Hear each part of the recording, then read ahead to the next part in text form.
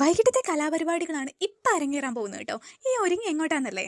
നേരെ ആലത്തൂർക്കാട്ടോ പോകുന്നേ. വേറൊന്നുമല്ല, ചെറിയൊരു ഷോപ്പിംഗ് എന്നൊന്നും പറയാനില്ല, കുറച്ച് പലചരക്ക് സാധനങ്ങൾ വാങ്ങാനുണ്ട്, അത്ര മതി കേട്ടോ.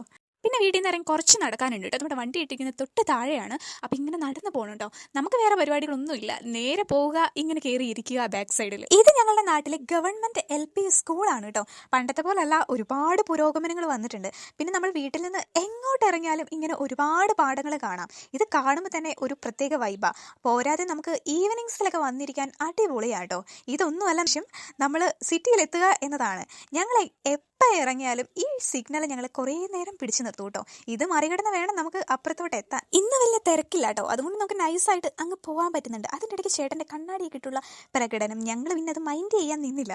ഇതൊന്നുമല്ല, നമ്മുടെ വണ്ടി എവിടെയെങ്കിലും സൈഡ് ആക്കിയിട്ട് നമുക്കൊന്ന് ഇറങ്ങി വേണം, നടന്നിട്ട് വേണം കടയിലോട്ടൊക്കെ പോവാൻ. ട്രെൻഡ്സിൻ്റെ അവിടെ നോക്കി, അവിടെ നോ പാർക്കിംഗ് ആയിരുന്നു.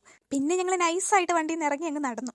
ഇപ്പം അധികം തിരക്കില്ലാത്തത് നന്നായിട്ട് ഈവനിങ്സ് ആയിട്ടില്ലല്ലോ, അതുകൊണ്ടായിരിക്കും. കുറച്ചുകൂടി കഴിയുമ്പോഴത്തേനും തിരക്ക് കൂടും. അതിന് മുന്നേ നമ്മൾ കാര്യങ്ങളൊക്കെ കഴിഞ്ഞിട്ട് വേഗം വീട്ടിലോട്ട് പോകണം.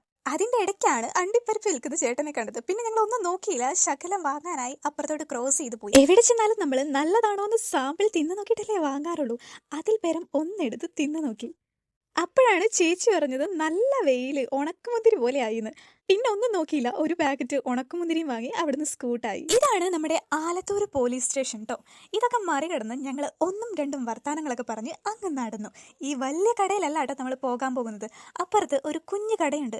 കുഞ്ഞു കട എന്നൊക്കെ പറയാം, പക്ഷെ എല്ലാ സാധനങ്ങളും ഉണ്ട് കേട്ടോ. ഒരു വീട്ടിലോട്ടുള്ള എല്ലാ സാധനങ്ങളും ഏകദേശം ഞങ്ങൾ വാങ്ങി അങ്ങ് നടന്നു. അതല്ല ഞാൻ ഓർക്കുന്നത്, ഈ കടയുടെ ഫ്രണ്ടിൽ തന്നെ അവർ ഒരു പോസ്റ്റിലോട്ട് പയർ കയറ്റി വിട്ടിരിക്കുന്നു. അതിലൊത്തിരി പയറും കാഴ്ച കിടപ്പുണ്ട് കേട്ടോ. എന്തിനു പറയുന്ന, കടയിലോട്ടുള്ള പയർ അതിൽ നിന്ന് തന്നെ പറിച്ചെടുക്കാം. സംഭവം കളറായിട്ടുണ്ട് കേട്ടോ. ഏതൊക്കെയായാലും സാധനങ്ങളൊക്കെ വാങ്ങിയതല്ലേ, കുറച്ച് ഫ്രൂട്ട്സ് കൂടെ വാങ്ങാൻ ഓർത്ത് നേരെ പോയി കേട്ടോ. സംഭവങ്ങളെല്ലാം വാങ്ങി കയ്യിലെടുത്ത ശേഷം ഇനി നമ്മളുടെ ലക്ഷ്യം ചായ കുടിക്കലാട്ടോ. ചായ കുടിക്കാൻ ഇറങ്ങി തിരിച്ച് ഞങ്ങൾ അവസാനം ഷെയ്ക്കിലെത്തി. പിന്നെ ഒന്നും നോക്കിയില്ല, ഷെയ്ക്ക് മേടിച്ച് കുടിച്ചു. അങ്ങനെ ഇരിക്കുമ്പോഴാണ് ദേ ചില്ലുംകൂടിൽ ഒരു കാറ്, കുഞ്ഞു പിള്ളേരുടെയാണ്. സംഭവം എനിക്കങ്ങ് ഇഷ്ടപ്പെട്ടു കേട്ടോ. അതിൽ ജീരകമിഠായി ഉണ്ടെന്നൊക്കെയാണ് പറയുന്നത്. സംഭവം ഞാനങ്ങ് വാങ്ങി, അതും മേടിച്ചോട്ട് നേരെ വീട്ടിലോട്ട് കേട്ടോ. അതൊക്കെയായിരുന്നു ഇന്നത്തെ കൊച്ചു കൊച്ചു പരിപാടികൾ.